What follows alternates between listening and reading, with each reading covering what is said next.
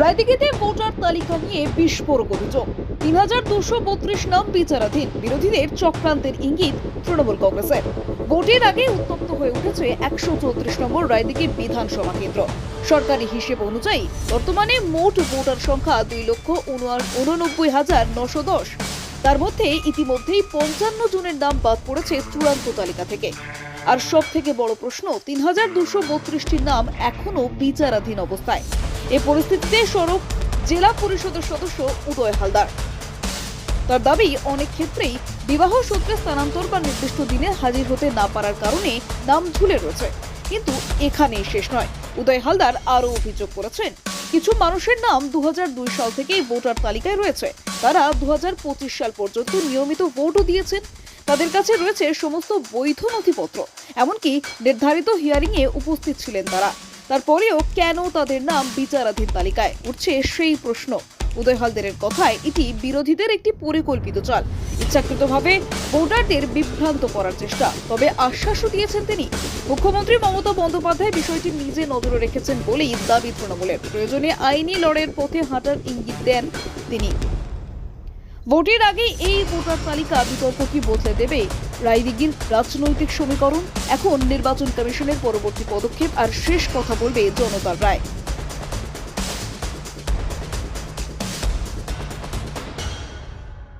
দেখুন, এই মুহূর্তে আমাদের রায়দিঘি বিধানসভা ভোটার ছিল টোটাল 2,89,910টা, এবং তারপরে আমরা দেখেছি কিছু ভারসাম্যহীন ব্যক্তি, বা মৃত ভোটার, বা অনেক ক্ষেত্রে বিবাহ সূত্রে অন্য জায়গায় চলে গিয়েছে, বা অনেকে কিন্তু অনিচ্ছাকৃতভাবে অনেকে উপস্থিত হতে পারেনি বাইরে কাজের সূত্রে, সেরকম কয়েক হাজার বাদ গিয়েছে। এবং বর্তমানে আমরা দেখা পাচ্ছি যে লিস্টটা আজ প্রকাশিত হয়েছে, সেখানে মথুরাপুর 2 নম্বর ব্লকে 55টা ডিলিট হয়েছে, এবং বিচারের আওতায় আছে 32টা, এবং যারা বিচারের আওতায় আছে তারা দেখা যাচ্ছে যে তারা 2002 সালের ভোটার লিস্টে তাদের নামও আছে, এবং 2025 পর্যন্ত তারা ভোটও দিয়েছে, তাদের নির্দিষ্ট ডকুমেন্টস আছে, এবং সেগুলো তারা পরপর তাদের দুবার হিয়ারিং করেছে, তারা হিয়ারিংয়ে উপস্থিত হয়েছে, কাগজ জমা দিয়েছে, কিন্তু তারপরেও তাদেরকে বিচারের আওতায় নিয়ে আসা হয়েছে। এটা বিজেপির নির্দেশে নির্বাচন কমিশন পরিকল্পিতভাবে ভোটার লিস্টের নাম বাদ দিয়ে একটা সুবিধাজনক জায়গায় পৌঁছে দেওয়ার জন্য চেষ্টা করছে। তবে আমি বলতে চাই বাংলার আমাদের এলাকার মানুষজনকে, যে আমাদের আগামী দিন মাননীয় মুখ্যমন্ত্রী মমতা ব্যানার্জি আবারও কোর্টে যাচ্ছেন, তিনি লড়ছেন মানুষের জন্য এবং মানুষের পাশে। যেমন করোনার সময় ছিলেন, যেমন 100 দিনের টাকার জন্য লড়েছেন,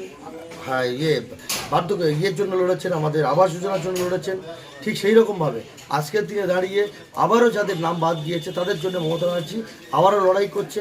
এবং আপনাদের চিন্তা করার কোনো দরকার নেই, আমরা তৃণমূল কংগ্রেস আপনাদের পাশে আছি, আমাদের নেতা অভিষেক ব্যানার্জি আপনাদের পাশে আছে, আমাদের নেত্রী মমতা ব্যানার্জি আপনাদের পাশে আছে। আমি সবাইকে অনুরোধ করবো, আপনারা কেউ ভীত সন্ত্রস্ত হবেন না, আপনারাও কেউ চিন্তা করবেন না। আমরা সবাই তৃণমূল কংগ্রেস আপনাদের সঙ্গে আছি।